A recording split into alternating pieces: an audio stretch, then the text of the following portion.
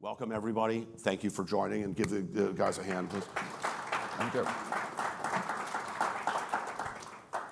So Steve, you've been investing in early stage technology companies. You invested in Uber pretty early, didn't you? Collaborative invested in Lyft. In Lyft. Oh, didn't you? No, so there we go. Look at me, not knowing Lyft, Uber. I like Lyft better, actually. Me too. It's a lot cheaper.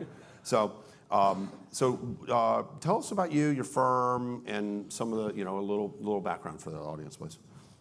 Sure. So my background is I've been a finance professor for the last decade at University of Oregon. Go Ducks.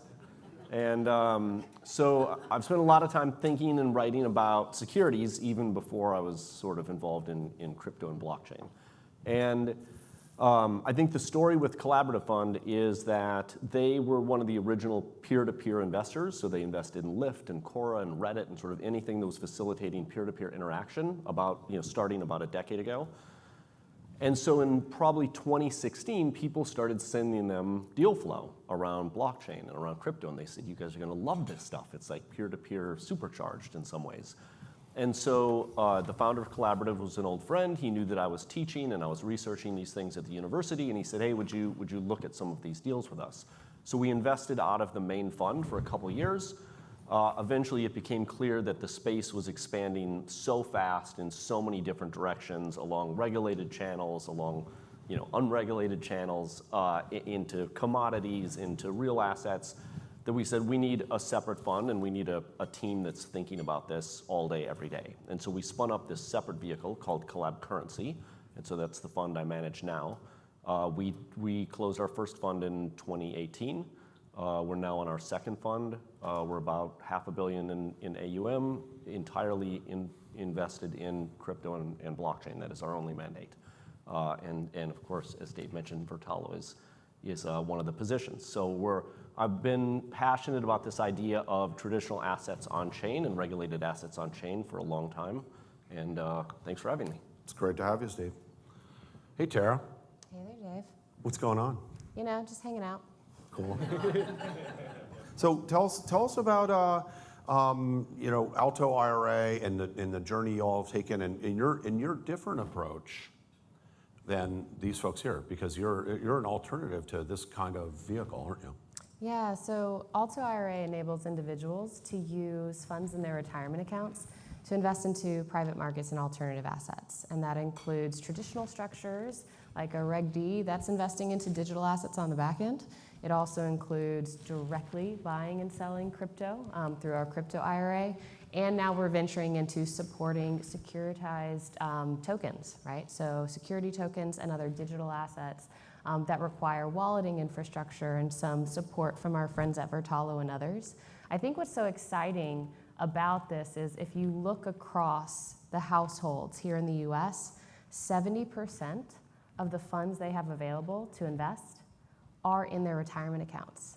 And for most folks, that means that they are inaccessible in order to be able to invest. And so we're really in the business of helping that individual investor be able to get access to some of the more exciting private market opportunities by unlocking their largest wallet. And we work with incredible partners across the ecosystem, issuers, founders, any entity raising capital to help them be able to accept IRA investments from their investors. It's fantastic. When I went to their site and I saw all of the partners that Alto has, I was stunned. And all the ARCA, Anthony, you all are partners with these guys, right? It's fantastic. So you can use Alto to get into investments that you might not have even known existed, and they make a clear path to that. One of the hardest things about investing in private companies and the assets that we work on here is actually just discovery. And through Alto, I think Alto reduces the friction in discovery. And then also, when Gautam, my partner and co-founder, wanted to put more money into Vertalo several years ago, he had all of his IRA at Wells Fargo, and took us, Gautam, how long did it take for us to make that investment through Wells Fargo? 8 weeks. Yeah. 8 weeks. His money, okay? And I had to fill out in pen multiple forms. I had to fax things, okay? We had to talk to people on the phone over and over again. And then we had to explain what the company did. It was the most painful process that I've ever gone through in getting any investment. I mean, even from a VC, sometimes it's hard to actually get them to send the wire, okay? What, Steve? You don't know Not about me. that? And then, so 8 weeks. Another partner here, Dealbox, John. John, you worked with Alto most recently to facilitate an investment in your company, right? Yes. How'd that go? That was amazing. Maybe 48 hours worth of work, a couple clicks, 10 minutes for the investor. Yeah, it's fantastic. So thank you for the service you provide, and we'll grill you with fewer softballs in just a minute. No, that sounds great. And seriously, y'all, find us. There's a bunch of Altonians, as we call ourselves here, and we really see ourselves as being able to unlock capital for investment. We are Switzerland. We're really just here to be able to help those capital raisers be able to raise capital by, again, unlocking the largest wallet for an investor, which is their retirement account. So Alex, we've known each other now for several years. We met in LA. So I think in July, or was it May 2019? 18 or 17, 2018, yeah, right? we're old. We're old out at this. Look at this. I mean, Alex and I are like 35 years old. Yeah. I mean, Yeah, look what this has done to us. exactly. I So- then had white hair, and you had hair. I did. So, tell us a little bit about you and about 7cc. And Yeah, so thank you for inviting us. It's a pleasure to be here. My name is Alex Nascimento. I was teaching and making investments in general tech in 2016, and then met some of the folks that were playing around with MetaMask and Ethereum. Started making investments in 17 in coins, not anything special. As we all know, the market grew tremendously. At that point, UCLA and a bunch of faculty there that are much more senior than I am decided that UCLA should have a blockchain initiative. But at that point, frankly, nobody knew what blockchain was. So we started the UCLA Blockchain Lab in 2017, and I was writing the curriculum, but there was actually no books, right? So we wrote a book called The STO Financial Revolution, which was very pushed by the higher powers of UCLA when the SEC said no more coins. So no more coins means that now we need to teach this from a regulated point of view. So that journey took us to develop 7cc, which we do two things. We do asset management and tokenization of assets mainly in Latin America. And we're now next month launching a fund of funds. So some of the funds out here we've spoken with, and we'll look forward to chatting more with you. it's great to have you here. If you haven't had a chance to corner Alex and check out his book, I recommend you do that. Alex has a particularly kind of longitudinal view, like Steve has, and having seen this company, this community evolve, and I can imagine that more editions of the book as this evolves, right? Yeah, we're in the third edition now, going to the fourth. And thanks for your contribution to the book. My pleasure. So Mike, you're with Wave Financial, and boy, so interesting that you are on both sides of this equation. So Wave Financial is an RIA, and among other things, they create products, and they advise, they place, and they have money placed into them by people who are interested in digital assets. So That's right. tell us a little bit about you and some more about Wave. Thank you. And coincidentally, I am 35 and have gray hair, so just checking all the boxes. Hi, everyone. My name is Mike Jones, Head of Business Development at Wave Financial. As Dave alluded to, we are kind of sitting on both sides of the equation. The firm really started out attacking two sides of this business. One being working with protocols, working with miners, any kind of player in the space that is sitting on really a singular exposure. For a Bitcoin miner, for example, that's Bitcoin, and that comes with a lot of risk as well. They turn to Wave for its 24/7 trading capabilities, its ability to get into the derivatives market, maximize yield, minimize risk, and really be an advisor to the balance sheet. And that has happened for actual cryptocurrency, protocols as well. On the flip side, Dave Seymour, our CEO and founder, also has been in the venture game for quite a while, and in crypto specifically for the better part of a half decade now, investing in the blockchain technology. We have two existing funds that do that. One is focused kind of blockchain agnostic across the board, and the other is really focused on the Cardano ecosystem, where we have a good relationship with that particular protocol and are really building out the ecosystem by investing in the technology that will really fuel that technology into the future. From that point, really working on these two kind of extremes when it comes to the complexity and the navigation of the financial markets, really have drilled down to create a set of funds that are accessible to anyone that is an accredited investor.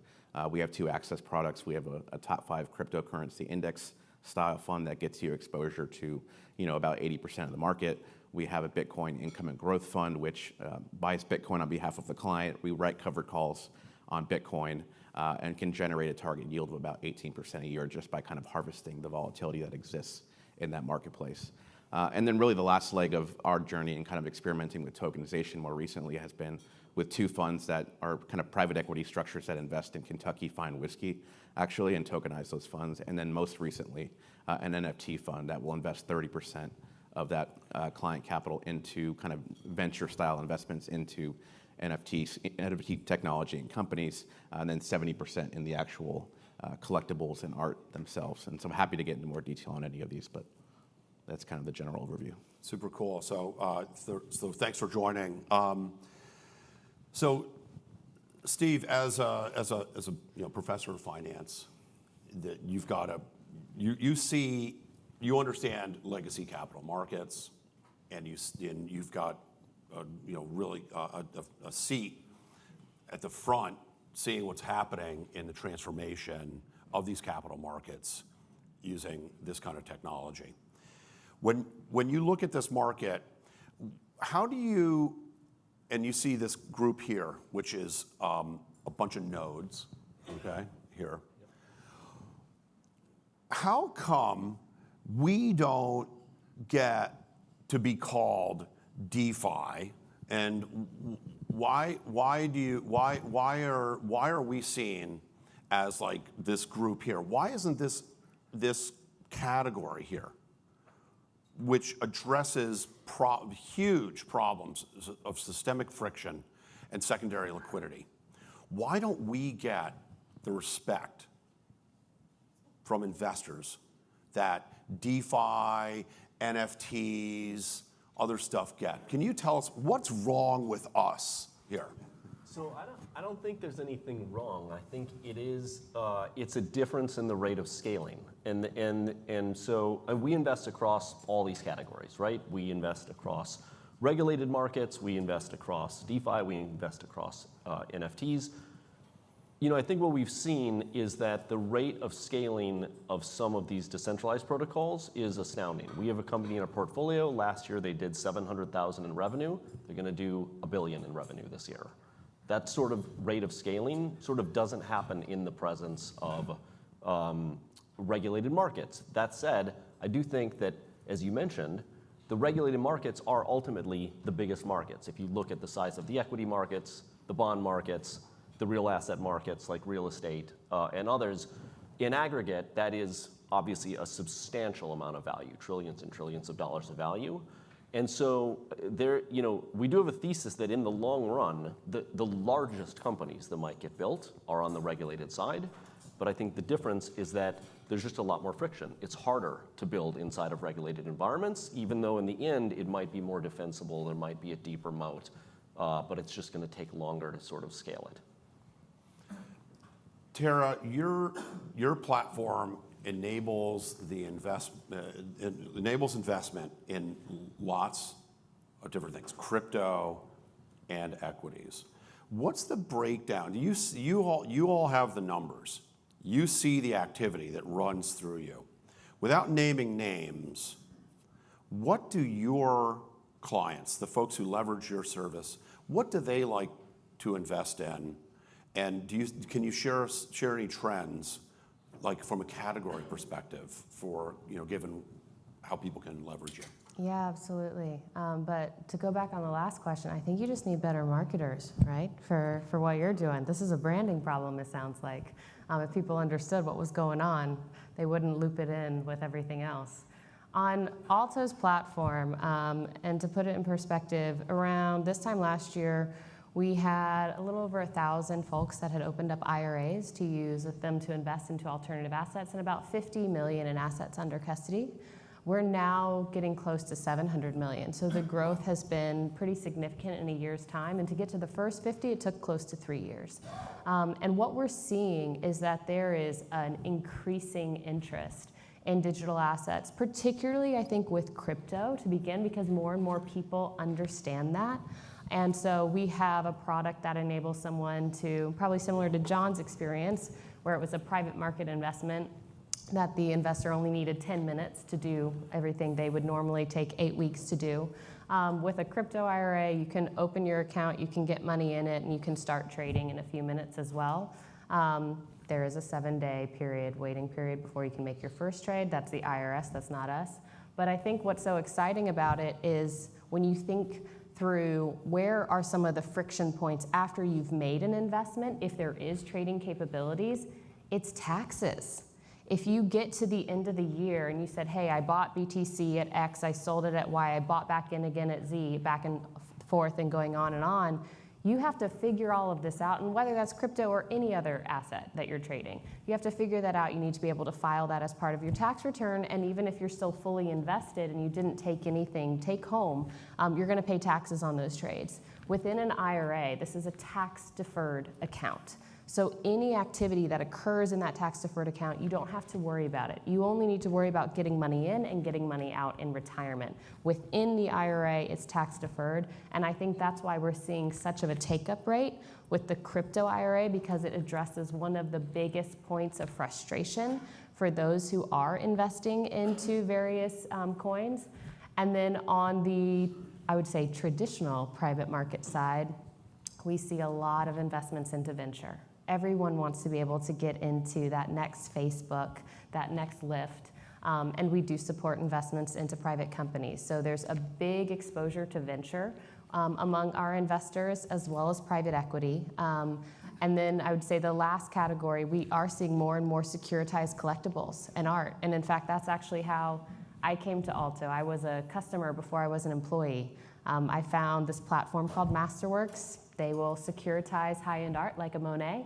I thought that's genius, but if I were to go out and buy a Monet, it wouldn't represent the 1% to 2% of my portfolio that they recommend, because that's $2 million is not 1% of my portfolio. And so I can invest X though. I can invest this much, and being able to go through that flow, pick my painting, and then I got to the page where it said, how do you want to pay?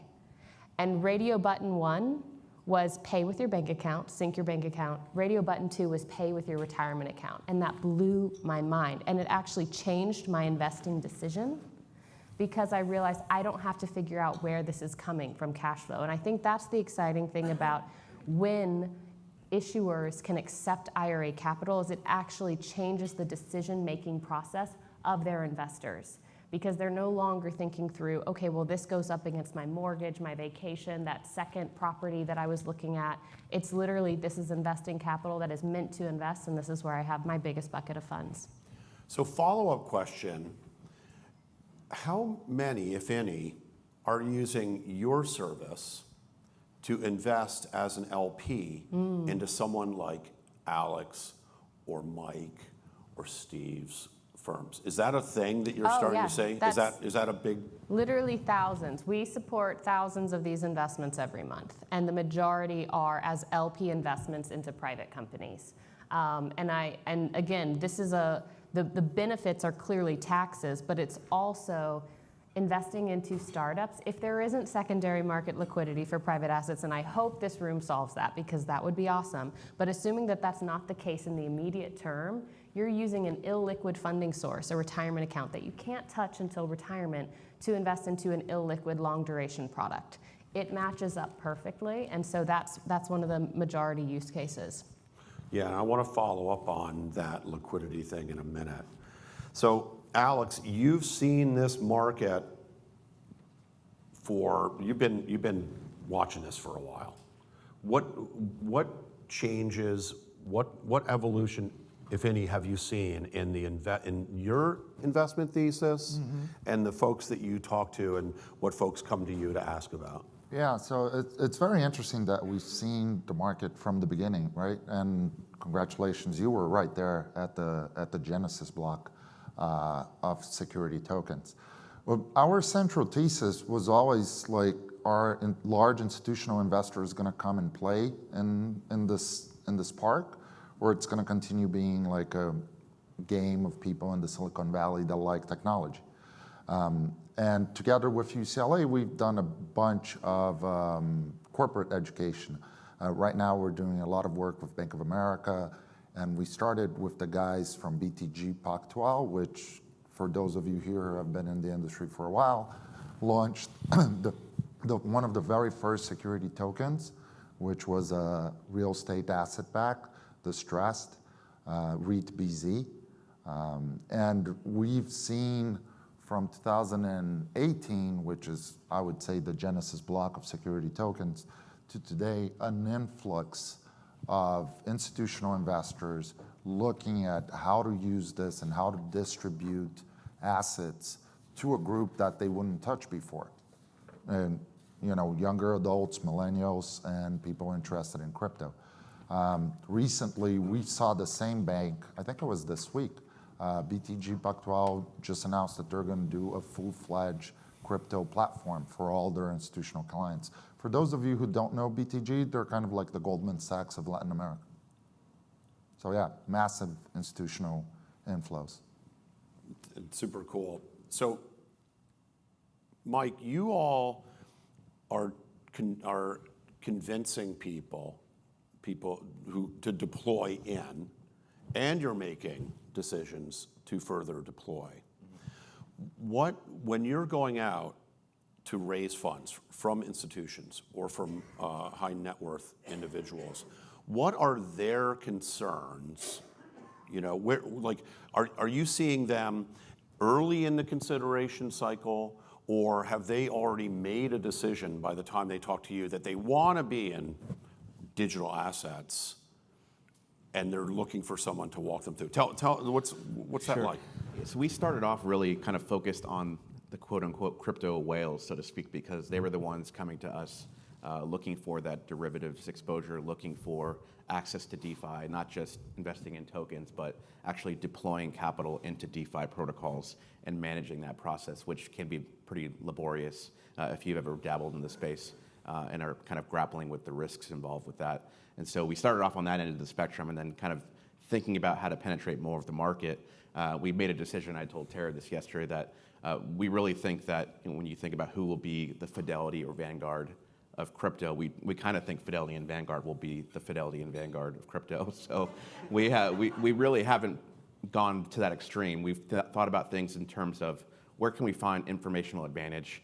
Venture capital is obviously one of those things. If you have the right team in place and you're able to sift through the data in an efficient way.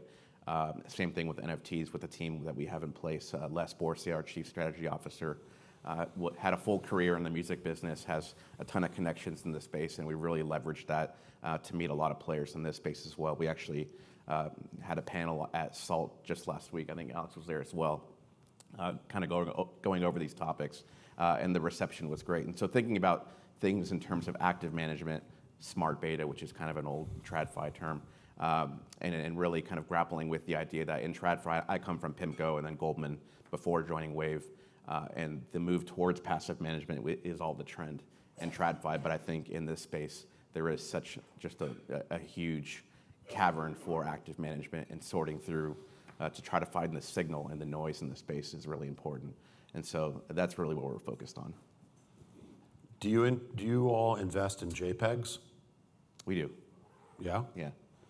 One of the things that we've done so far, at least in the NFT fund, is that we've been able to leverage some AI and tech to get into, if you look at the standard art blocks drop, they typically sell out in about 5 seconds. We've typically been able to get 5 or 6 NFTs in these drops within that 5-second window because of our size and trading capabilities. And we've typically, in that strategy, kind of identified the least rare of the NFTs that we have purchased, sold that, and so far have been fortunate enough to cover the entire cost basis of the 5 or 6 NFTs by selling the least rare vintage of that drop. And so far we've been able to kind of play with house money in the space, and but it's still pretty nascent, and we're kind of grappling with how long the fund will be open, what will it look like even 1 year from now. But super constructive and really happy so far with what we're seeing. Alex, do you see any intersection between DeFi, NFTs, and digital asset securities? Is that coming up as a conversation yet amongst your community? Yeah, so like I said, we speak with a lot of banks. That's kind of like our bread and butter. We just did an NFT session with Bank of America. They're looking at the space. And touching upon on the fact of DeFi, yield arbitrage is a game that has been played by some of the largest banks for the longest time. It's just that now in the DeFi space, especially on the unregulated part, that competition is going around the world to whoever is giving you the best rate. But I think that we're going to see some of these large institutions coming on the DeFi space and playing it from a regulated point of view. And interest arbitrage is huge everywhere else than in the US, because the US here leads the pack, but everybody else who's chasing the dollar would like to get that yield. Tara, you go. I could add something. Yeah. Because we invest a lot right at the intersection of DeFi and NFTs, and we also are obviously thinking about securities. Our view is that NFTs may become the largest category, and many of them will be securities, and will be regulated as securities. Because if you look around the world at just financial contracts, most financial contracts are non-fungible. The mortgage on your house is non-fungible. The insurance contract on your car is non-fungible. Your employment contract with your employer is non-fungible. All of those things are going to be wrapped as NFTs, right? As they come on chain, as more value flows move on chain, all of those contracts are going to be NFTs. And so we actually think that when you look at the spectrum of sort of financial assets on chain, which we're currently thinking about fungible assets like equity, bonds, maybe tokenized real estate, there's also going to be this huge category of non-fungible contracts that come on chain as well. And so I think that is going to end up being a huge investment category. Tara, are folks on Alto able to invest in NFTs today? Today, yes, but it's complicated. So I would say for 95% of folks, assume it's no. There's a lot of detail underneath that related to what custody constitutes, and ensuring that the IRA custodian, which is Alto, never loses custody of the product. What's interesting related to NFTs, I love your definition, by the way, of where the future is. I was literally like, where's my notebook? I need to write it down. Like, that's like one of the things I'm going to take away from this conference. But IRAs, there are only 3 asset types they are not allowed to invest in. There are life insurance for the beneficial owner, S-corps, hardly ever comes up, and then whole collectibles. And so that's where... Whole collectibles. Whole collectibles. Fractionalized, you're good, right? Like my Masterworks exam, don't ask Help me with that. The IRS is being very conscious of making sure you're not using your IRA in a way to directly benefit yourself, which is hilarious because it also is kind of like your own investing account. But they don't want you to go out and buy a car and call it a collectible car and park it in your garage and drive it everywhere and say, oh, but it's an investment and so I don't need to pay taxes on it and they don't want you to go buy a whole Monet and put it up on your wall. And so that's where collectibles, this might change, but right now whole collectibles aren't okay. And so that's why. So what do you call that? What do you call them if you don't call them collectibles? Fractionalized is fine. Yeah, okay. So as long as it's just not whole, it would be fractionalized or we often also use the term like the fractionalization of securitization, right? Yeah. And so that's where if you break it up, you're good. But if the IRS thinks that you're owning the whole thing and you're deriving benefit personally from owning Then it you in owe property taxes or something? Or? Yep. Wow. Yeah, it's a deep well. IRAs are a deep well. So if you have questions there, we can probably help you figure them out. A question for the panel. Some of these assets are considered kind of gray area. There's a lot of investment going into, say, protocols where people are making equity investments into protocols, and they're getting a bonus over here in, say, pre-mined tokens and that sort of thing. When someone invests through you, are they indemnified from do they have tail risk as an LP in investment decision that you make as a GP? Like, what happens when you all you sell the liquid asset that you get as a bonus for making equity? How does that work for you all? I could certainly talk about at the fund level. Certainly, we've kind of approached the whole industry from the standpoint of kind of embracing regulation. We're seeing right now what's happening to folks like BlockFi and Celsius, who have tried to skirt the line of calling themselves, I guess, not a security, whereas we've kind of gone the opposite direction and have fully embraced that, being an SEC-registered investment advisor, so on and so forth. Unclear, I guess, at the end of the day, how the underlying assets may or may not be treated down the line. I think particularly NFTs.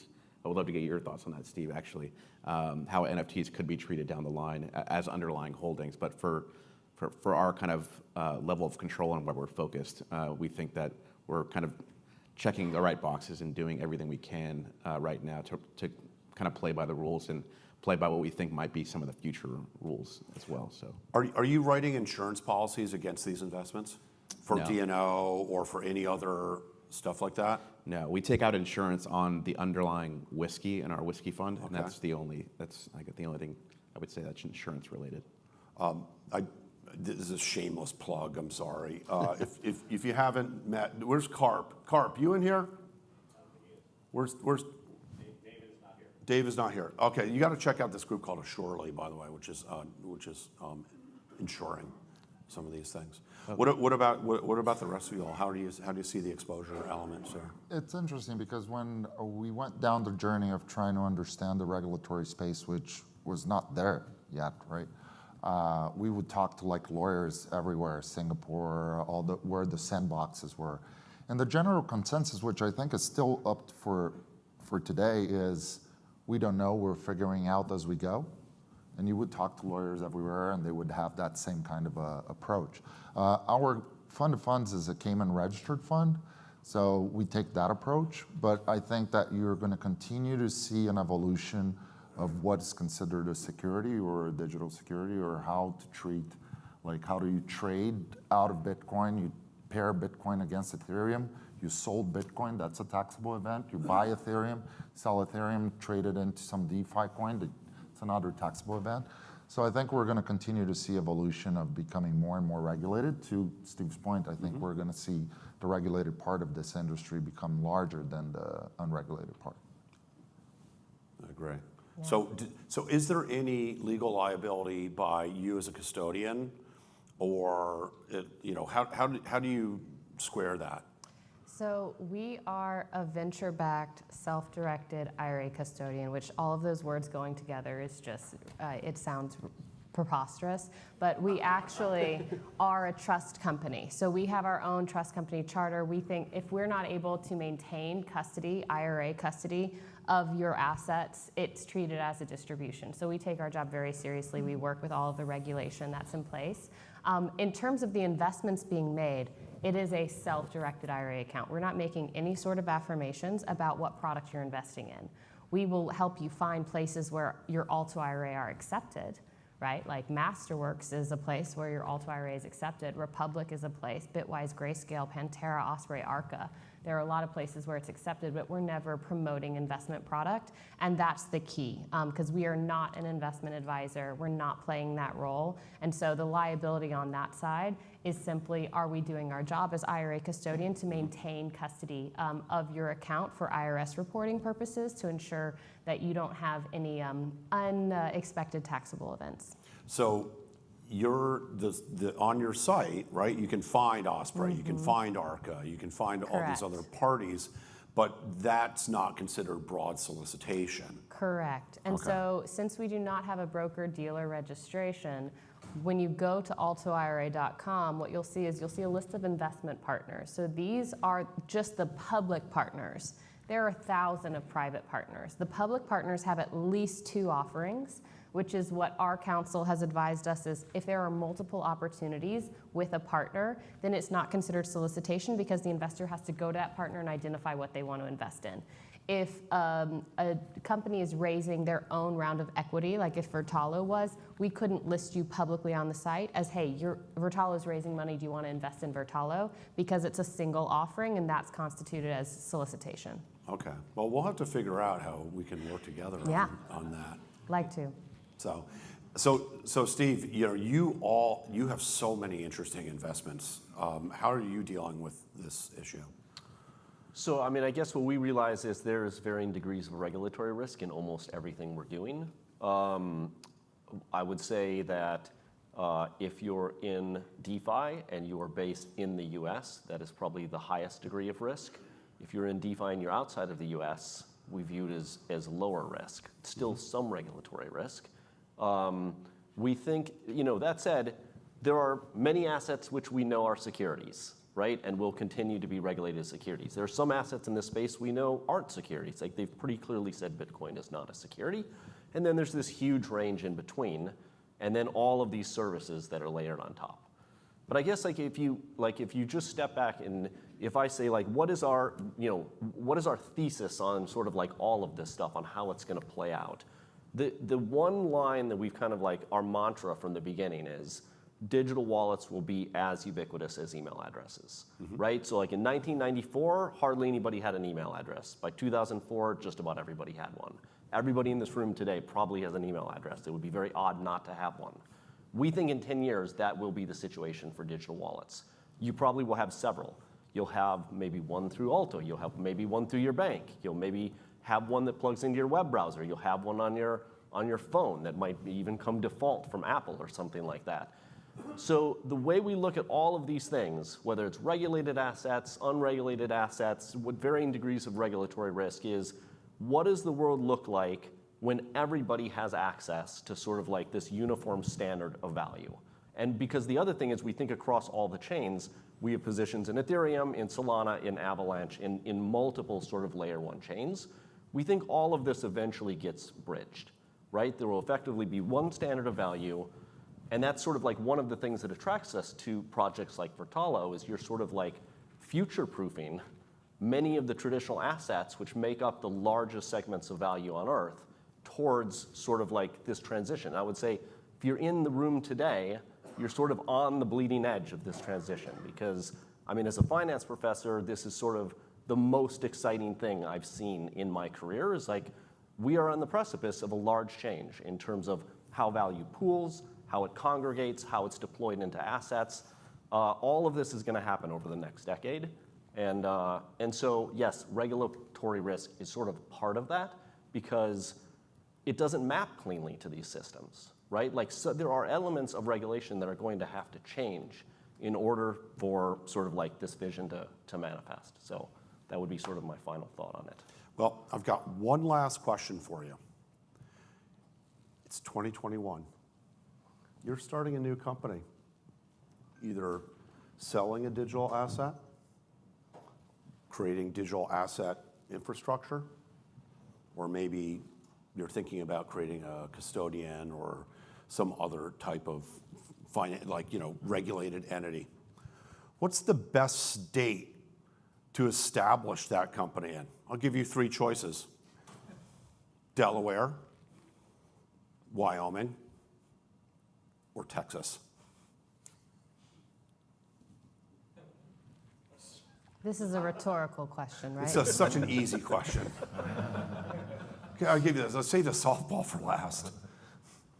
I think Texas, Blockchain, Lee and them, they're up next. You want to give them that question? Yeah, why don't we bring those guys up? Hey, hey, how'd you like this panel, folks? Did you learn something here?